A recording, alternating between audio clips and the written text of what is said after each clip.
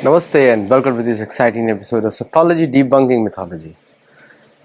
पितृपक्ष चल रहा है और मेरी नई बुक हुई है launch into the Interstellar war, और उस बुक में मैंने कौन से शस्त्र यूज़ हुए महाभारत में, किस प्रकार से युद्ध हुआ और क्या लोग थे हमारे महाभारत में। मतलब द्वापर युग की कहानी है और द्वापर युग में क्या क्या हुआ उसके बारे में, उस युद्ध की कहानी है। एक अलग पर्सपेक्टिव से किस तरह शस्त्रों को यूज़ किया गया, कौन से शस्त्रों को यूज़ किया गया, किसके बीच में किस प्रकार का युद्ध हुआ। पढ़िएगा, रोमांचकारी बुक है। द इंटरस्टेलर वॉर रिलीज़ हो गई है। चलिए आज के विषय में आते हैं। ये जो पहले तो कतर के ऊपर आते हैं।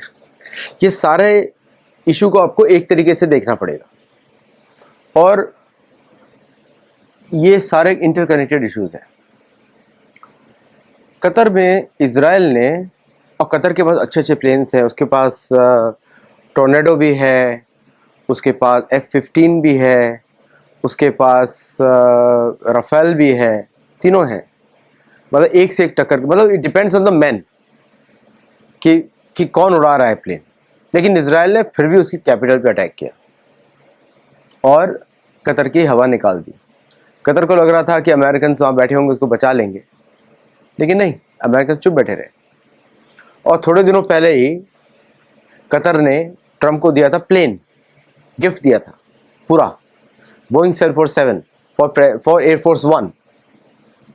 तो ट्रम्प ने वो गिफ्ट भी ले लिया और साथ में जो है उन्होंने ये आक्रमण की भी उन्होंने बोल दिया, उन्होंने ओपन स्टेटमेंट दे दिया, लेट इट बी हैपन, कोई फ़र्क नहीं पड़ता।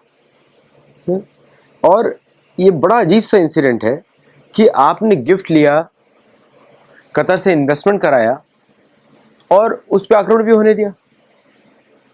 ये कौन सा रिलेशनशिप है, कौन सा बिजनेस है? कतर को लगा था खरीद लेगा अमेरिकन को, लेकिन ऐसा नहीं हुआ। कतर को उसकी औकात दिखाई अमेरिकन ने, भाई वो तुम्हारा ड्यूटी था हमको पैसा देना हफ्ता अपनी सिक्योरिटी के लिए, है ना, और अगर तुमने नहीं दिया होता तो शायद हम और भी कुछ करा देते। और इजराइल ने जितने भी हमास का लीडरशिप वहाँ बीटिंग करता था दोहा में, उसको ख़त्म कर दिया। इजराइल भारत से क्लोजनेस बढ़ा रहा है, तो भारत के बहुत सारे एक्शंस ऐसे ही होंगे अब, क्योंकि पाकिस्तान सुधरने वाला नहीं है। पाकिस्तान, कतर, ये सुधरने वाले देशों में से नहीं है कोई भी। अब उसको कैसे आप देखते हैं कि इजराइल ने एक्शन लिया और डिक्लेयर क्या किया, हमने किसी यूएस से कंसल्ट नहीं किया, यूएस को बताया नहीं, हमने अपना एक्शन लिया अपनी सिक्योरिटी की वजह से, हमको यूएस से कोई संबंध नहीं है, इसीलिए बोला ताकि कतर वाले उसको मान जाए। लेकिन बात कुछ उल्टी निकली। कतर, इजराइल के प्लेन्स का रिफ्यूलिंग कतर एयरबेस से ही हुआ। ये डेटा आ गया फ्लाइट रडार वाला कि कतर के प्लेन्स का, इजराइल प्लेन्स का रिफ्यूलिंग के लिए प्लेन्स उड़े थे कतर से, अमेरिकन बेस, और वहां से उड़े थे। आजकल तो कुछ छुपता नहीं है सोशल मीडिया पे। अब वो जो यूएस, इजराइल का स्टेटमेंट अब समझ में आता है कि वो सिर्फ था यूएस को बचाने के लिए, छुपाने के लिए, लेकिन उनको अपना मिशन पूरा करना था। अब यूएस की जिम्मेदारी आंसर करो कतर को। तो ट्रम्प ने आके बोल दिया, भाई टेररिस्ट है, Israel has a right to defend itself, ख़त्म बात, जो मर्जी है करो। तो कतर को सीधा बोला कि अब आप नो लॉन्गर हमारी एजेंसी के बेस नहीं है, अध्यक्ष राज्य एजेंसी के बेस नहीं है, हम आपको जो एक्शन लेना लेंगे। और कतर में कोई पूछने वाला भी नहीं है। कतर तो छोटी सी एमिरेट है, उसको पूछने वाला भी नहीं, कोई डेमोक्रेसी नहीं, कुछ नहीं। वहाँ के लोग तो एक रूलर के अंडर रहते हैं और अमेरिका के रूल अच्छे लगते हैं। रूलर बोल देगा अपनी जनता से कि भाई चुप रहो, तुम्हारा कोई लेना देना नहीं है यहाँ पे। इंडिपेंडेंट तो उनकी कोई मियाँ है नहीं। तो जिससे पैसा लिया उसी को ठोक दिया। ये अब इसको इंसिडेंट को कैसे आप देखते हैं नेपाल के साथ, क्योंकि कॉमन इंसिडेंट्स चल रहे हैं हर जगह। नेपाल के साथ इसका इंसिडेंट ऐसे कनेक्ट होता है, सेम एयर बेसिस है और इजराइल भारत के साथ काम करता है, और कहीं ना कहीं पाकिस्तान का लिंकेजेस वो टेररिस्ट ग्रुप से है, और वही ग्रुप्स जो है इस नेपाल में भी घुस के और भारत आना चाहते हैं। और दी जियोपॉलिटिकल गेम है, चेस बोर्ड है। अपेरेंटली इंसिडेंट इंडिपेंडेंट लगते हैं, लेकिन हर जगह अमेरिका इन्वॉल्व है, कॉमन कड़ी।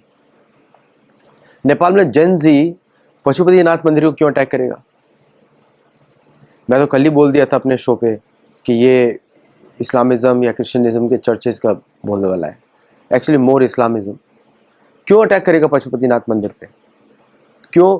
अब और कर लो कम्युनिज़्म नेपाल के अंदर, उनकी पार्लियामेंट ही जला दी, उनका बैंक्स को लूटना शुरू कर दिया, कौन करेगा ये सब चीज़ें? ये चर्च कराएगा, क्योंकि चर्च जहाँ भी जाता है एनार्की करता है, चर्चिज़म एनार्की प्रोड्यूस करता है हर जगह जाके, और उसके लोग भी उसके जैसे ही बन जाते हैं कि एनार्की प्रोड्यूस करेंगे हर जगह और उसको प्रॉब्लम्स क्रिएट करेंगे, और फिर उसके साथ वो अपनी गवर्नमेंट्स लेकर आएंगे और अपना कन्वर्जन काम करेंगे, जारी रखेंगे। और अमेरिकन एम्बेसी का काम है इस समय जो है वो चर्च ऑफ इंग्लैंड की एम्बेसी है। चर्च ऑफ इंग्लैंड की एम्बेसी क्या करेगी? वो उसको सपोर्ट करेगी। जैसे भारत में अभी बहुत सारा गड़बड़ी करने वाले हैं राहुल गांधी के थ्रू, एग्जैक्ट सेम मॉडल।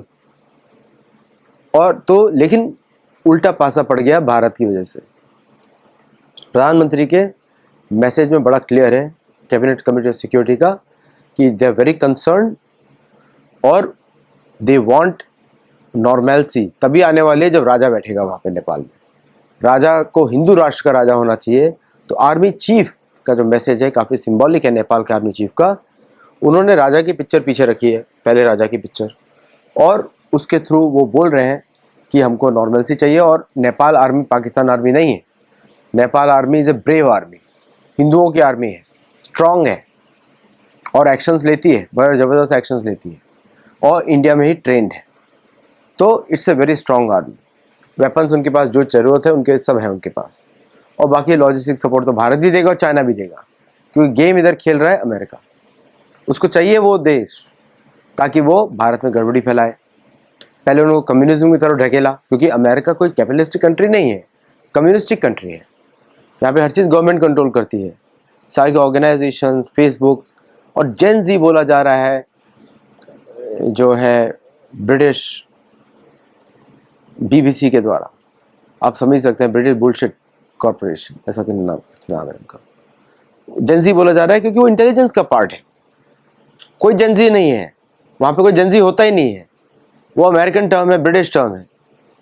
हमारे भारत में भी जेंजी और जेन आई, जेन सी, ये सब बकवास को भूल जाइए, जेन एक्स भूल जाइए। मतलब आपने उसको पकड़ा जो आपकी उसको बिलोंग करता है। वो कोई हो सकता है कन्वर्टेड हो, ये भी हो सकता है, क्योंकि ये लोग उसी को सपोर्ट करेंगे जो उनका धर्म को मानता है। हम लोग भारत हिंदू ऐसे हम लोग हैं जो सब पर ट्रस्ट करते हैं, उसके कर्मों को देखते हैं। ये लोग ऐसा नहीं है, ये उसके रिलीजन को देखते हैं। रिलीजन का जो होगा उसी को सपोर्ट किया जाएगा। राहुल गांधी का रिलीजन इनको मालूम है कि हिंदू नहीं है वो, इसलिए उसको सपोर्ट कर किया जाता है। तो ये पूरा जो गेम है, बांग्लादेश वाला जो गेम है, ये इसका जो पॉलिटिक्स है समझना पड़ेगा कि किसको इससे मॉनेटरी फ़ायदा होने वाला है। नेपाल में अस्थिरता बना के किसको मॉनेटरी फ़ायदा होने वाला है। कभी कभी मॉनेटरी फ़ायदे के लिए ये भी होता है कि दूसरे को नुकसान किया जाए। तो अगर भारत के अंदर अंदरूनी कलेश फैलाना है तो भारत में गड़बड़ी फैलाओ तो उसका इकोनॉमिक प्रोग्रेस रुक जाएगा। बांग्लादेश को अगर भारत को अगर परेशान करना है तो बांग्लादेश से कब परेशान करो। और भारत में ऐसी बहुत सारी पार्टीज भी हैं जो उस एक्शन को सपोर्ट करेंगी। तो ये जो बांग्लादेश, नेपाल और एक कतर, तीनों का स्टोरी, कतर का तो स्टोरी थोड़ा अलग है, लेकिन वहाँ पर भी अमेरिकन इन्वॉल्वमेंट है। मतलब क्या आपको ऐसा लगता है कि America is spreading thin?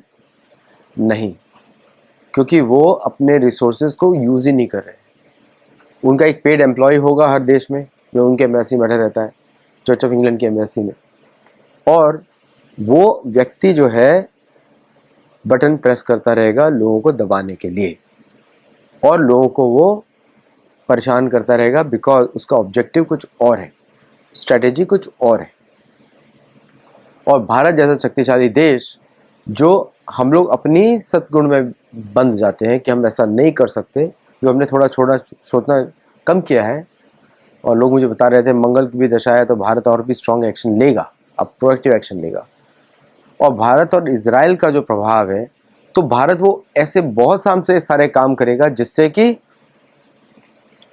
Bharat का जो बैकयार्ड है, बांग्लादेश, बर्मा, पाकिस्तान, अफगानिस्तान, नेपाल, भूटान, ये सब सुरक्षित रहे, ताकि स्टेटस को मेंटेन रहे ताकि भारत की ग्रोथ पे कोई इफेक्ट ना पड़े।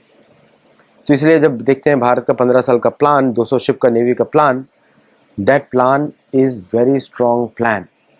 वो प्लान जो है वो ये है कि भारत जो है उस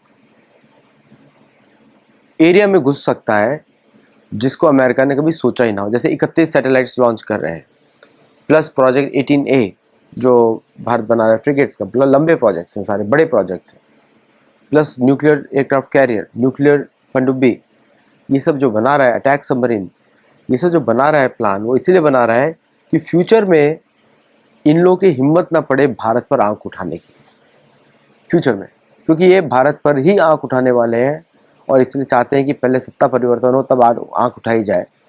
और जब पीटर नवारो और इन लोगों ने, रिटार्डो ने सब बोला था, उसको बड़ा सीरियसली लीजिए।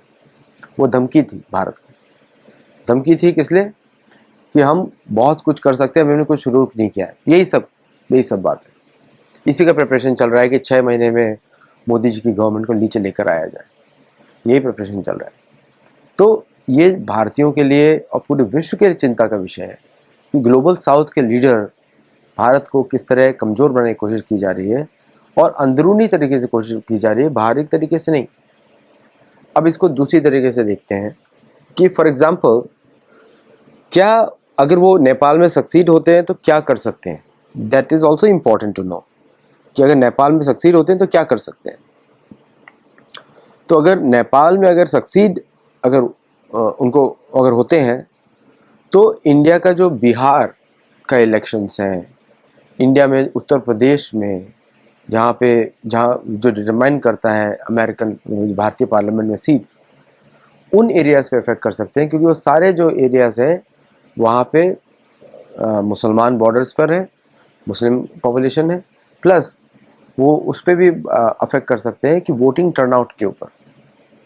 और जो फेक इलेक्शंस का जो छोड़ा था राहुल गांधी ने, वो वोट चोरी का, उसको वो अफेक्ट कर सकते हैं फ्रॉम देयर।